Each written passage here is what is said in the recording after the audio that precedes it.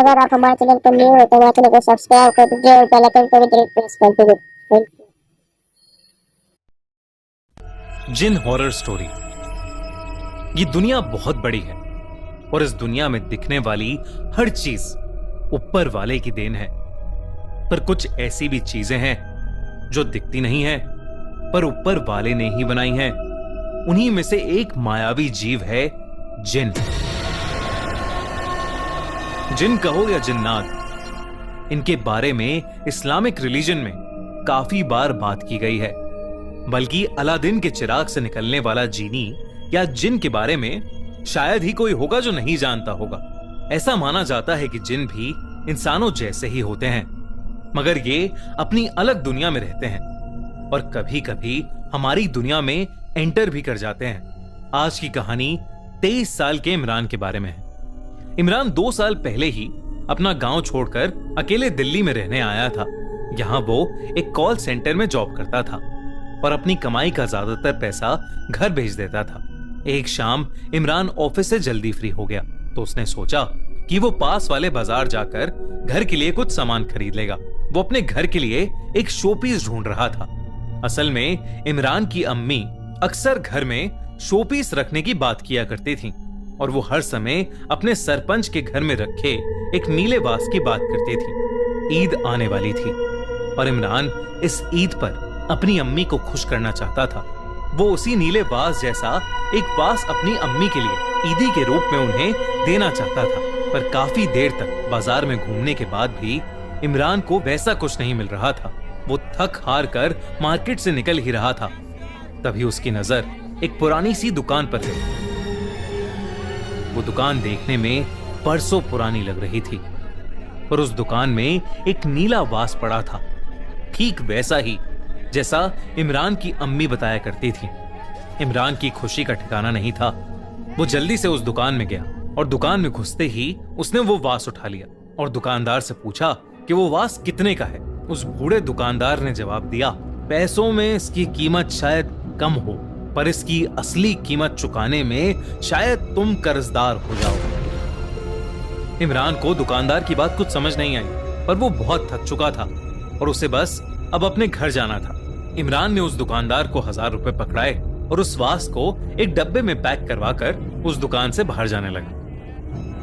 दुकानदार ने उसे पीछे से आवाज दी, तुम इसका जितना ख्याल रखोगे ये तुम्हारा भी उतना ही ख्याल रखेगा। इमरान को लगने लगा था कि शायद वो दुकानदार सटिया गया है, इसलिए उसने उस बूढ़े की बात पर ज्यादा ध्यान नहीं दिया और वो ऑटो करके अपने घर चला गया। ऑटो से निकलकर जैसे ही इमरान अपने घर के अंदर घुसने लगा, घर की दहलीज पर उसका पैर फिसला और वो उस वास के साथ जमीन पर गिर गया। जैसे ही इमरान जमीन पर गिरा, वो वास नीचे गिरकर टूट गया और तभी इमरान को जोर से किसी के चिल्लाने की आवाज आई। साथ ही उन टूटे हुए वास के टुकड़ों में इमरान को एक काले धुएं का बादल उसमें से निकलता दिखाई दिया। इमरान ने उस पर ज्यादा ध्यान नहीं दिया, पर उसे उस वास के टूटने का बेहद दुख था। निराश इमरान ने उस टूटे हुए वास को कूड़े में डाला और फ्रेश होकर अपने लिए चाय बनाने लगा। जैसे ही गैस पर रखा पानी उबलने लगा, इमरान उसमें चाय पत्ती डालने के लिए मुड़ा, लेकिन उसने जो देखा उसे देखकर वो चौंक उठा। चाय के बर्तन के अंदर पानी खून जैसा लाल था। ये देखकर इमरान की आंखें फटी की फटी रह गईं, पर कुछ ही सेकंड्स बाद ध्यान से देखने पर उस बर्तन का पानी फिर से नॉर्मल ही लग रहा था। इमरान को लगा कि शायद उसे कोई वहम हो गया है, पर इमरान को उस रात एक अजीब सी थकान महसूस हो रही थी जो उसे उस रात से पहले कभी नहीं हुई थी। इमरान ने चाय पी और वो सोने चला गया। सोते हुए इमरान को अचानक ऐसा महसूस हुआ कि जैसे उसके चेहरे के बहुत पास कोई जोरों से सांसें ले रहा है। इमरान की आंखें खुली तो उसके सामने एक अजीब सी काली परछाई थी जो ठीक उसके मुंह के सामने हवा में तैर रही थी। इमरान उस परछाई को देखकर डर गया और डर के मारे जोर से चिल्लाया। इमरान ने जैसे ही लाइट्स ऑन करी तो वो परछाई वहां से कहीं गायब हो गई और इमरान के अलावा उस कमरे में और कोई नहीं था। अगले दिन इमरान अपनी जॉब पर निकल गया। अपनी डेली की कॉल्स करते हुए अचानक से इमरान का मोबाइल फोन बज उठा। ये बहुत ही अनयूजुअल था, क्योंकि अपना काम करते समय इमरान हमेशा ऑफिस का फोन यूज करता था और अपना पर्सनल मोबाइल फोन हमेशा ऑफ रखता था। इमरान ने अपना फोन उठाया और जैसे ही हेलो कहा, सामने से उसे गहरी सांसें लेने की आवाजें आने लगी और धीरे धीरे वो आवाजें तेज होने लगी। इमरान को बहुत अजीब लगा और उसने फोन काट दिया। जब उसने इनकमिंग कॉल का नंबर चेक किया तो इमरान के होश उड़ गए। वो कॉल कहीं और से नहीं बल्कि इमरान के दिल्ली वाले घर से आ रही थी और इमरान जानता था कि उसके घर पर और कोई नहीं है। इमरान को अब सब बहुत अजीब लगने लगा था।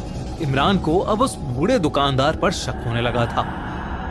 वो ऑफिस से सीधा निकलकर तुरंत उस पुरानी दुकान पर चला गया जहां से उसने वो वास खरीदा था और वो गुस्से में उस दुकानदार से कहने लगा, ये क्या अजीब सी चीज दे दी तुमने मुझे, एक बार गिरने पर टूट गई और ऊपर से सब कुछ। उसकी बात को उस दुकानदार ने बीच में ही काट दिया। ये जानकर कि वो वास टूट गया है, उस दुकानदार का पूरा चेहरा सफेद पड़ गया और उसने इमरान को उसकी दुकान से फौरन निकल जाने को कहा। वो इमरान को धक्के मारकर शॉप से निकालने लगा और बार बार वो बूढ़ा दुकानदार सिर्फ एक ही चीज दोहरा रहा था, यहां से चले जाओ तुम, वरना वो आ जाएगा, वो बाहर नहीं आना चाहिए, चले जाओ यहां से, चले जाओ। इमरान को अब बहुत डर लगने लगा था। उसने हाथ जोड़कर उस दुकानदार से पूछा कि आखिर उसके साथ क्या हो रहा है। बहुत विनती करने के बाद उस दुकानदार ने बताया कि उस वास के अंदर पिछले 5000 सालों से एक जिन कैद है।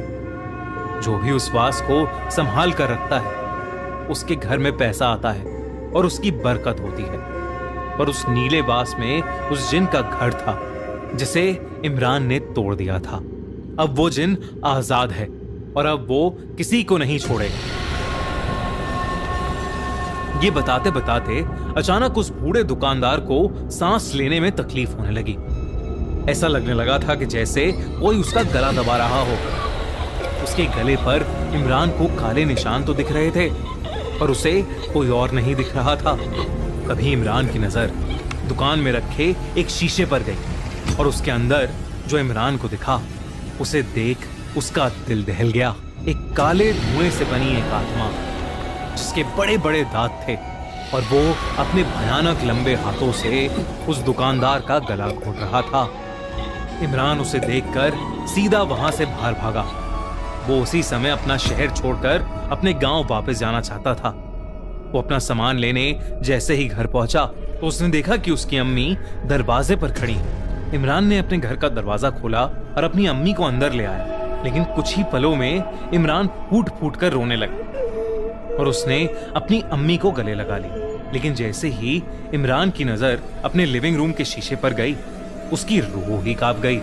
इमरान जिसे गले लगा रहा था वो उसकी अम्मी नहीं बल्कि वही भयानक जिन था, वही डरावना जिन। इमरान को देखकर वो जिन बहुत ही भयानक ढंग से हंसने लगा और इमरान कमजोर पड़ने लगा। ऐसा लग रहा था कि वो जिन इमरान के अंदर से उसकी जान खींच रहा है। उधर इमरान की अम्मी उसे फोन मिलाए जा रही थी लेकिन उसका फोन लग ही नहीं रहा था। जब 2 दिन तक इमरान की कोई खबर नहीं आई तो उसकी अम्मी ने इमरान के बड़े भाई को उसे देखने दिल्ली भेजा। जब उसका बड़ा भाई वहां पहुंचा तो उसके रोंगटे खड़े हो गए। इमरान का पूरा शरीर नीला पड़ चुका था और इमरान की सांसें बंद हो चुकी थी। मतलब साफ था, इमरान की मौत हो चुकी थी और उसकी बॉडी के पास टेबल पर वही नीला वास रखा था, एकदम सही सलामत। उस पर एक भी खरोच नहीं थी।